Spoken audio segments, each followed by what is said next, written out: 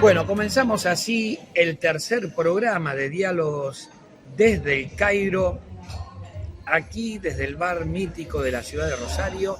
Estamos con Jorge Palombo. Buenas tardes, Buenas Jorge. tardes. Néstor Suleimán y Osvaldo Dunda. Buenas tardes, Osvaldo. Vamos a analizar algunos de los temas que ya anunciamos en nuestro canal de YouTube. La situación de los empleados, trabajadores provinciales, municipales, estatales del gobierno nacional aquí en nuestra provincia. Jorge, ¿cómo está avanzando la cuestión salarial dentro de los distintos gremios en nuestra ciudad y provincia? Bueno, ¿Qué es lo que se ha recompuesto hasta el momento? Por un lado, el Sindicato de Trabajadores Municipales de Rosario firmó un aumento del 32%, tomando diciembre de 2023 para enero. Ese aumento nos dio a los trabajadores municipales un anticipo del 20% en esta última quincena de febrero, un anticipo de lo que sería como que cobramos del mes de enero. Y ahora, cobrando ya la semana pasada en marzo, nos dieron un 12%. El mes que viene cobraríamos en su totalidad el 32%, cuando cobremos marzo. Y se van a sentar este viernes 8 de marzo nuevamente el Sindicato de Trabajadores Municipales, con su secretario general Antonio Hernández, con el Departamento Ejecutivo, para analizar, tomando siempre el mes anterior, febrero de 2024, cuál sería el porcentaje que se va a pedir de aumento. Pero bueno, dado los hechos públicos que no se juntaron, calcularemos que la semana que viene se estarán juntando. Y por el lado de la provincia, se rompió la acta paritaria que se había firmado durante el gobierno de Omar Perotti, la cláusula de revisión. Por decreto le dieron un 14% de aumento, que todos los trabajadores del Estado consideran insuficiente, la mayoría. Hubo un paro de 48 horas esta semana de ANSAFE, un paro de 24 horas de todos los gremios de docentes que forman parte de la Confederación General del Trabajo el día lunes. Y además hay que agregar que el paro del jueves y viernes que hicieron los docentes públicos de SETERA, ANSAFE a nivel provincial se sumó a 2. Así que un panorama bastante desolador. Sí, porque además hay que tener en cuenta, todavía no salió el índice de febrero, pero ya llevamos un 50% en 2 meses de la gestión Milei. Sí. Es decir, que estamos muy lejos de una recomposición salarial acorde a la inflación o la devaluación de diciembre del año pasado. Sí.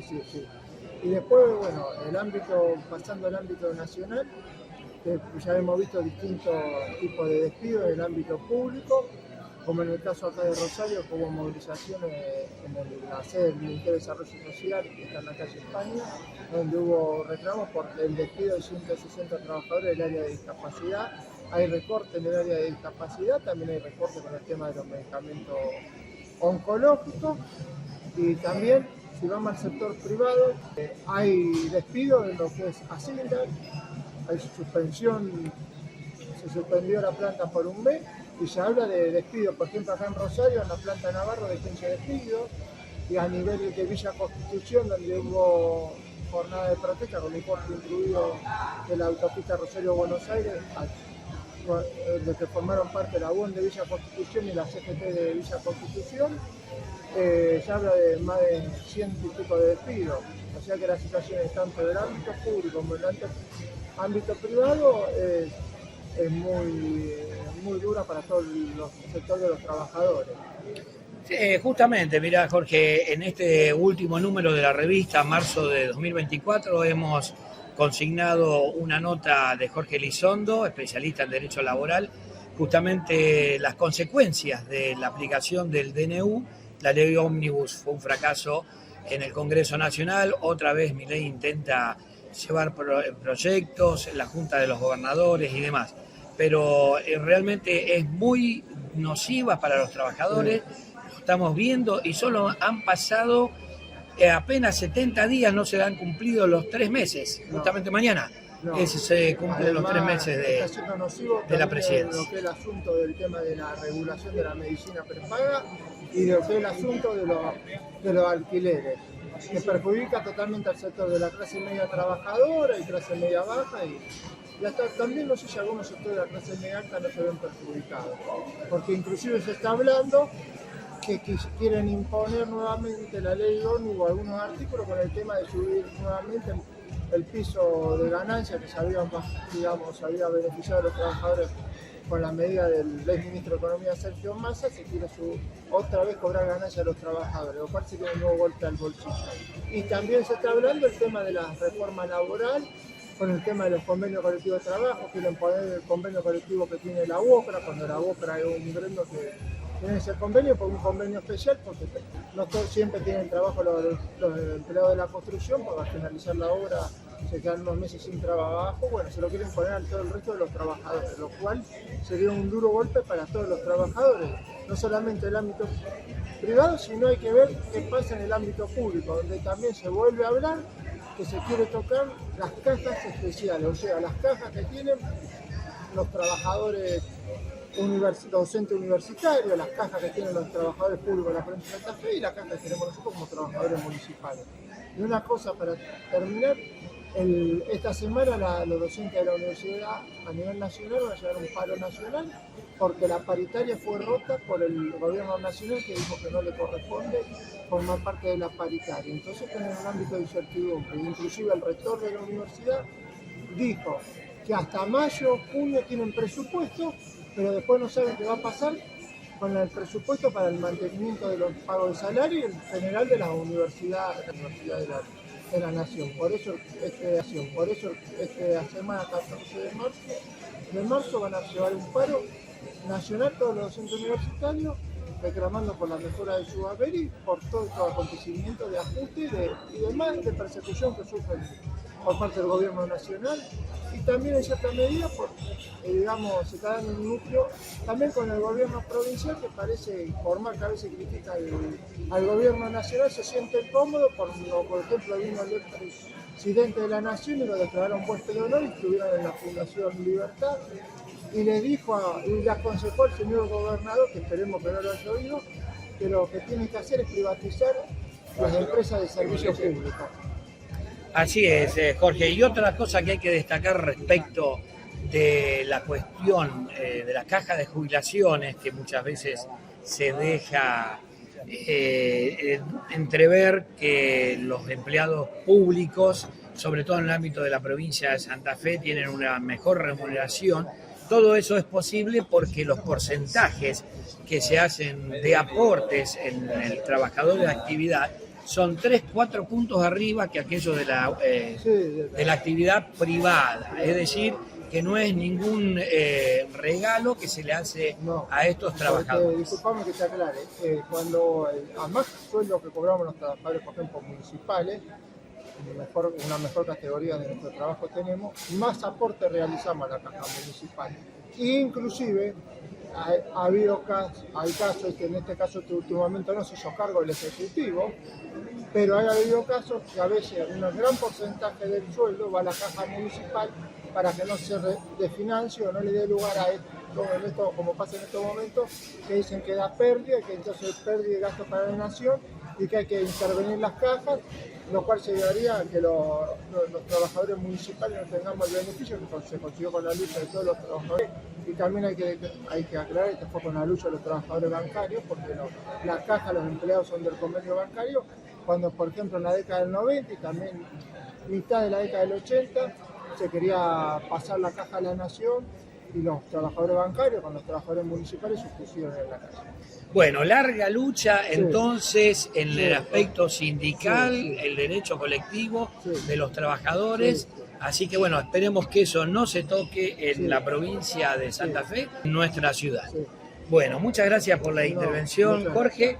Vamos a pasar ahora con otro de los integrantes de esta mesa peronista, que es la figura de Osvaldo Dunda. Osvaldo, lo que queremos charlar contigo es respecto, analizando siempre una época que has vivido con gran intensidad, la década del 50, 60, 70. Hay que ubicar a la gente. Luego del golpe del 55, los distintos gobiernos militares y la salida pseudo democrática cuando asume Frondizi en el 58, que obviamente el Partido Justicialista se encontraba proscripto a nivel nacional.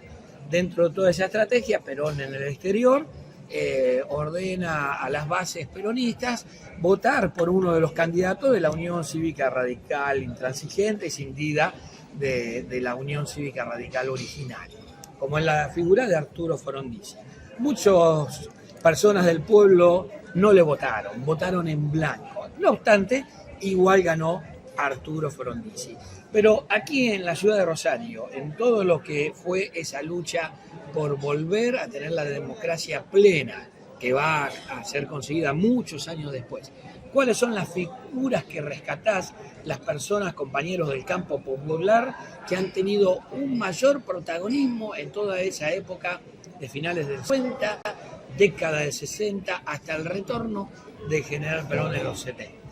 Bueno, la pregunta es interesante porque no había una conducción.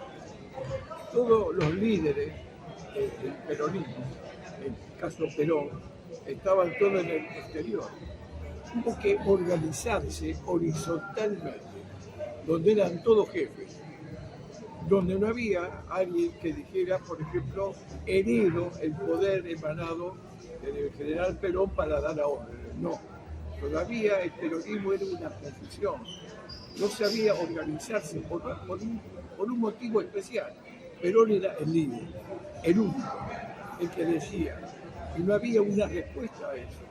Hubo que organizarse, la juventud va a jugar un papel fundamental y la clase trabajadora el segundo papel fundamental, porque de esas dos vertientes van a surgir los hombres que van a conducir los destinos del peronismo hasta la actualidad, podemos decir así. ¿Qué sucede? La juventud había heredado el peronismo de esa época la mística, que se podía hacer todo con el nombre de Evita y de. Y esa mística tan simple, pero tan profunda, hizo que el peronismo no cayera nunca. Pasaron los años, los golpes que vinieron, las prisiones, las cárceles, las muertes, y no cayó hasta el día de hoy, que en esta terrible crisis que estamos viviendo, todavía quedan vestigios de un peronismo capaz de resucitar. Esperemos en el corazón mío y en el de tantos argentinos, de millones de argentinos, que así sea. La pregunta va a ser quiénes son los que van a dirigir, los que se convocan para dirigir esto. No había nadie que dijera, mira, yo vengo de parte del general, no, nadie. Simplemente éramos activistas y simpatizantes y militantes de alma, porque no había nada para ganar, había para perder todo, hasta la vida, como lo hicieron los generales Valle, Tanco, el teniente coronel Coborno, el teniente, como tantos compañeros más, Lizazo,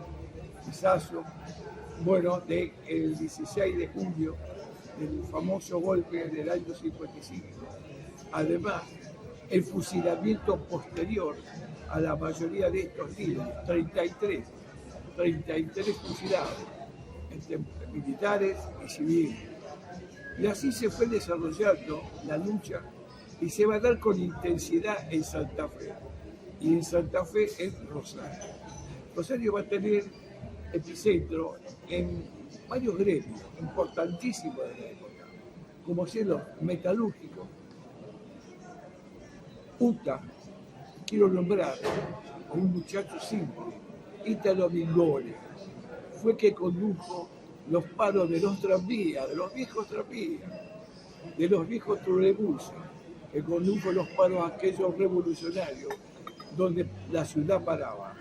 Y Ítalo Mingone, un simple dirigente gremial, le decía que él había nacido en Italia, hablaba los dos idiomas.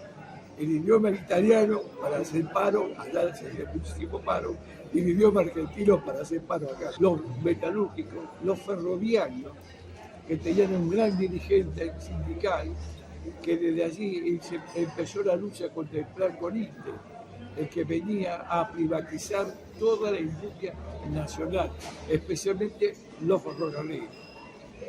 Leopoldo Latasa. Y el gremio de la carne tenía un hombre, Inocencio Ledesma, uno de los dirigentes que nunca pidieron nada y lo dieron todo. El recuerdo de esa época sigue latente porque hay películas hechas sobre todos estos compañeros que lo dieron todo. Y entre la juventud vale destacar muchachos de 17, 18 años. Mi hermano Rubén tenía 14 años cuando fue elegido secretario general de una básica que no existió nunca, pero había que tener una básica. Y la básica esa preguntaba ¿dónde qué es? Acá tenés secretario, ¿qué te puede decir? Y tenía 14 años, no había. O sea, todo, dábamos todo, sin pedir jamás nada. Y así se fue formando la resistencia peronista, que va a hacer eco en los rosariazos, que va a hacer eco en los famosos paros de las tomas de fábrica, y la resistencia contra el capital extranjero, como contra la privatización del banco hipotecario, contra la privatización de los ferrocarriles, de los puertos. Toda esa lucha que se desarrolló la hicieron los delegados gremiales y la juventud. El peronismo, una vez, el general Perón, nos comentaron que dijo, quiero ir a Rosario, porque me dijeron que allá son revolucionarios todos. Inclusive nacen como el PP. Eso lo dijo el general Perón. En una charla con el doctor Tarrico, que fue candidato a gobernador frustrado por un golpe de Estado que nunca pudo llegar a hacer. Porque me contaron que los generales se vienen con el cartel PP. Bueno, así era la imagen del Rosario en el exterior. Una Rosario que dio la lucha y fue nombrada Rosario la capital del peronismo. Y es la verdad que ese nombre tendría que ser hasta el día de hoy, porque a pesar de todo lo que está sucediendo, sigue leyendo mística, y esa mística está calando en la juventud. Hace poco estaba viendo un acto de la juventud, todos chicos de 18 20 años, queriendo saber qué es el peronismo. Esto es el peronismo, lo que nunca muere, lo que está presente siempre. A una vez, un dirigente gremial dijo, mientras haya un pobre, Evita estará viva, estará ahí, al lado de los pobres. Y acá tenemos muchísimos pobres, y Evita está en cada uno de ellos, millones. Aquella famosa frase que dijo, volveré y seré millones, ya lo creo que sí, porque estamos esperando que la profecía se cumpla. El pueblo peronista espera porque así como el Perón retorno de Perón, que costó vida, sangre y cárcel, estamos esperando el retorno de Eva. La mística lucha por los pobres, por los que sufren, por los que lloran, porque son desprotegidos. Ahí está el líder. Por eso el peronismo vive. Y la resistencia no será como la que se dio en esa época. Quizás será de otra manera. Será desde el pensamiento, será desde lo que se ve y lo que se aprende, del dolor de los otros, nace en uno, queremos borrar esta etapa, que comience otra etapa. El peronismo va a tener una gran virtud, no tuvo líder en una época, porque eran todos líderes. Eso fue el fenómeno que en un viaje a Cuba, en el año 59, un compañero nuestro, Roldán, de apellido fallecido, contó que le dijeron, ¿vos sos de la República Argentina? Y él dijo, sí, ahí pelean todos. Le dijeron, exactamente, ahí peleábamos todos. Esa trascendencia llevó a que cada joven asumiera la mochila de general. Cada joven era un general que conducía. Por eso que el peronismo, a pesar de las proscripciones, a pesar de la persecución, no murió nunca, porque cada uno se sentía general, como el general Perón, como el general San Martín, como el general Rosa, y como tanto más de aquella época que supieron formar esta nación, la que soñó Perón y la que soñamos cada uno de nosotros y la que sueñan los jóvenes, nuestros hijos, nuestros nietos. Un montonazo de nombres. Eduardo Zanella iba a sacar los presos, no había abogado que lo sacara porque tenían miedo. Y el flaco iba con su libretita y con su habeas corpus, lo sacaba corriendo a veces. El doctor Cochero, otro gran abogado que luchó, usted sepa, y nombrar sería dejar afuera a tantos más. Pero entre todos estos, surge la imagen de que los que, aún ante la adversidad, no temblaron. Y esos líderes nos dejaron un ejemplo, que nosotros lo dejamos a la juventud, el caso de Jorge, y de tantos más. Por eso, a veces cuando uno pregunta, ¿y quiénes fueron? Fueron tantos que escapan. Ledesma, de la carga, la tasa de los ferroviarios, Ligone de la UCA, del comercio Zárate, y de los textiles, Alonso, de los San Miguel. O sea, es una playa de dirigentes que han quedado en el anonimato, pero su nombre vive, porque pasa de mente en mente, de recuerdo en recuerdo. Y es así, por eso uno confía en que el peronismo, que esté caído y golpeado como está, no está muerto, está vivo, latente. Y eso es lo que nosotros queremos inspirar en la juventud. Como hicimos nosotros cuando el general Perón se va, que dijeron nunca más vuelve, nunca más, y fusilaron y mataron. Nosotros también queremos que esta juventud no muera, que nadie mate, pero con la mente haga que todo cambie, con el espíritu haga que todo cambie. Eso así, compañero, ante la pregunta suya de los nombres, de las personas, están los que nos dieron todo, están los que nos dieron la vida. Y eso es la historia. La historia se escribe, toda historia está escrita con sangre, dolores, exilio, persecuciones, como la ley 4161, que no podíamos nombrar siquiera al general Perón porque nos ponían presos. Por eso, hoy, ante esta circunstancia tan adversa, me hace acordar de alguna manera aquella otra época, cuando quedamos solos, cuando quedamos desprotegidos. Pero la lucha es algo que por la justicia social, esa palabra que hoy para muchos es una mala palabra, por la justicia social. Esa justicia social vive en el corazón. ¿Por qué? Porque en el cristianismo, que es donde se hace grande la doctrina social de la Iglesia, una copia de la doctrina social que Perón impone, con los derechos del niño, con los derechos de los ancianos que están totalmente olvidados, los niños totalmente olvidados, los derechos del trabajador. Eso nace con el ser humano y no lo pueden borrar nunca, por más que venga lo que venga, venga la fuerza, venga la cárcel, desde la cárcel se grita. Me contaba un compañero que estuvo preso en la cárcel de la Cera, que el 17 de octubre del año 71, del año 74, se escuchó cantar la marcha desde los pabellones de la cárcel. La marcha inundó la prisión de la ERA. No hay cárcel jamás que pare los sentimientos humanos. Por eso es que el recuerdo de esto lo tenemos vivo, y nosotros que somos grandes, que estamos mirando cómo pasan las vidas, ¿no?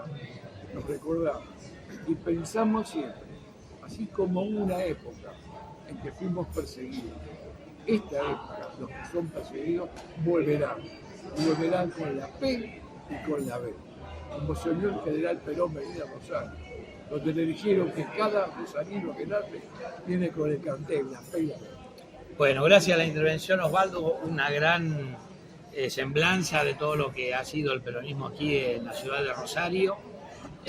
Así que, bueno, continuando el programa vamos a ir a la figura de Néstor Suleimán, nuestro especialista en la revista de temas internacionales, y le vamos a preguntar, en estos días hubo una actividad con la República Árabe Saharaui Democrática, con su delegado en la Argentina, Mohamed Ali Salem. Bueno, le queremos preguntar a Néstor de qué se trató esta actividad, que nos cuente un poquito de esta situación en cuanto a política internacional relacionado con la República Saharaui y la Argentina. Bueno, lo importante es entender que la República Árabe Saharaui Democrática tiene relaciones diplomáticas con más de 80 estados a nivel internacional. Y sobre todo en América Latina, prácticamente la mitad de los países de América Latina reconocen a la RAS, a la República Árabe Saharaui Democrática. La presencia del delegado de la misión de la RAS en Argentina y representante del Frente Polisario, que es la organización que representa la soberanía popular del pueblo del Sáhara Occidental, me refiero a Mohamed Ali Salem, en su presencia en Rosario, tenía que ver con un aniversario, una feliz coincidencia, y que tiene que ver con el aniversario de la creación de la bandera, con el aniversario de la fundación de la República Árabe Saharaui. La república que se fundó en 1976, el 27 de febrero, justamente cuando España se retira de esa región luego de haber ocupado más de 8 décadas. La presencia de Mohamed Ali Salem significó una importancia,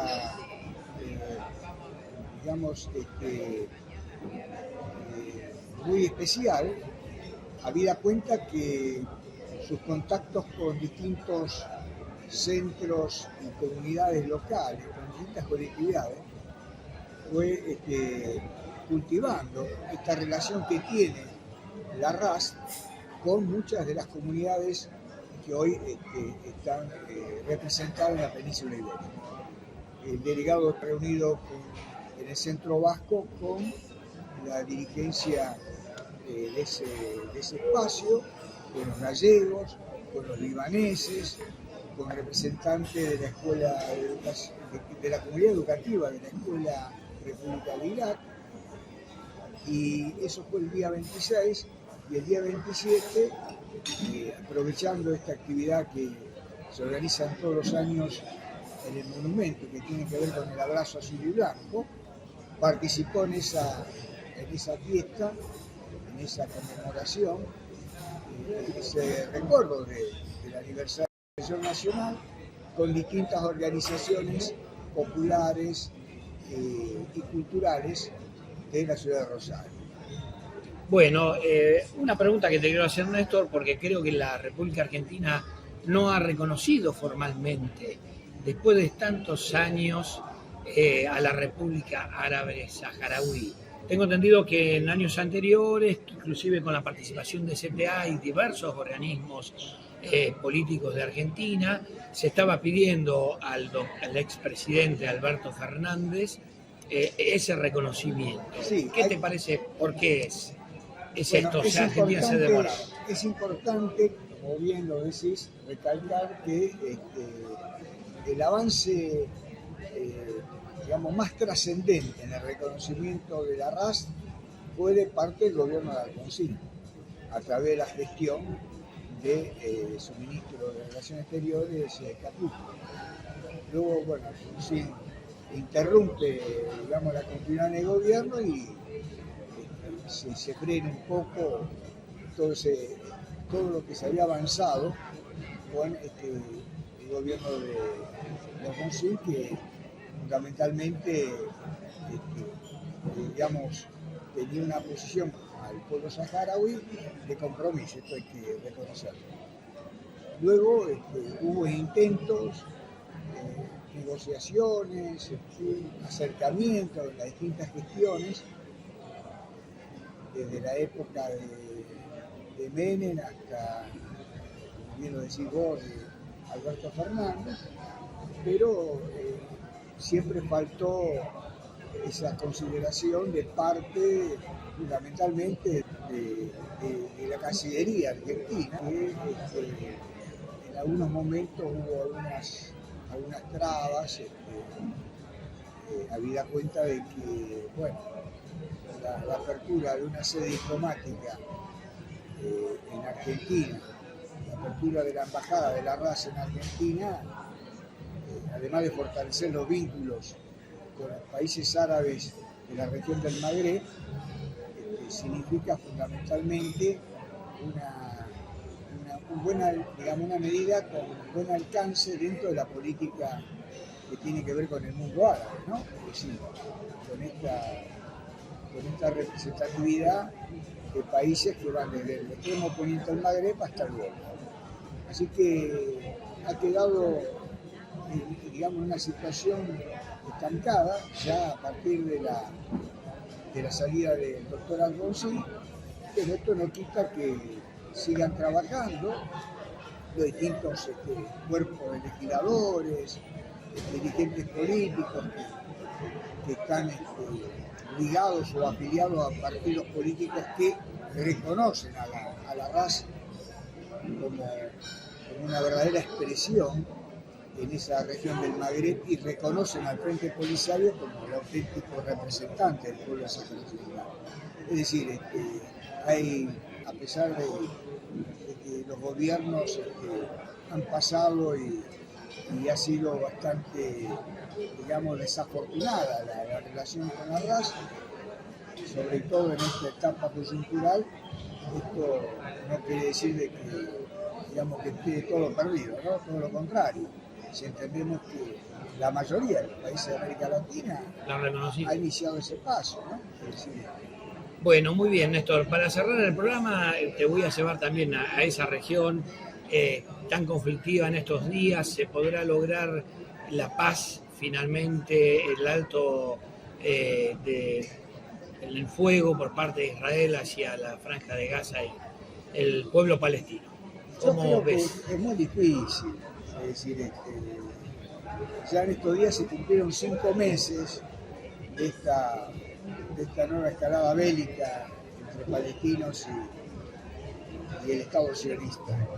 Es muy difícil, sobre todo si vamos tomando como datos los últimos registros de las bajas, ¿no? Ya se está hablando que en estos 5 meses las bajas palestinas, fundamentalmente civiles, ascienden a 29.000 muertos, de los cuales casi la mitad son niños. Hoy en Gaza se registra la muerte de más de 400 chicos por falta de comida, por inanición. La hambruna es terrible, a pesar de que el gobierno israelí habla de que hay intento de acompañar y asistir al pueblo palestino en estas condiciones realmente muy difíciles para vivir, estas condiciones inhóspitas, en un espacio, en un rincón de la Franja de Gaza. Yo creo que es muy difícil emprender hoy una salida pacífica, sobre todo cuando Israel ya está planteando una nueva política de colonización en Gaza, es decir, territorios conquistados, no sé cómo se puede entender esto dentro del derecho internacional, territorios conquistados que van a ser administrados por el Estado judío, y esto significa fundamentalmente que los palestinos tendrán que quedarse con otra, digamos, con una porción, sin una porción del territorio que tiene que ver con lo que se había conformado como el espacio de la Autoridad Nacional Palestina, que cubría Cisjordania y Gaza. en este caso se quedaría en Sigasa. Y si nosotros vamos analizando los últimos 60 años, el Estado de Israel ha sido conceptor de esta política de expansión territorial y de colonización en esa región milenaria que lamentablemente no encuentra paz. Bueno, muy claro como siempre, Néstor, hay que decirlo porque yo te conocí en circunstancias similares, de reuniones, de, digamos, capacitación, estaba en una ciudad, Cañada de Gómez, no Rosario, y tocaba siempre el tema internacional, y como siempre muy claro, muy complicativo para que todos los entiendan, sobre todo lo complejo, que es la geopolítica o la política internacional. Así que bueno, con esto nos estamos despidiendo de este tercer programa. Invitamos a todos los que nos ven por el canal de YouTube, así pueden retirar la edición gráfica de la revista de Puño y Letra del mes de marzo en las distintas librerías de la ciudad de Rosario, bares y comercios. Podemos citar algunos de aquí en el pleno centro, como el Pez Volador en sus distintos locales, la librería técnica o la librería de Mauro Jardín, Homo Sapiens, de nuestra ciudad. Así que bueno, con esto nos despedimos hasta la próximo mes de abril, donde haremos el programa número 4. Muchas gracias por la intervención de todos, Osvaldo, Néstor y Jorge. Hasta la próxima.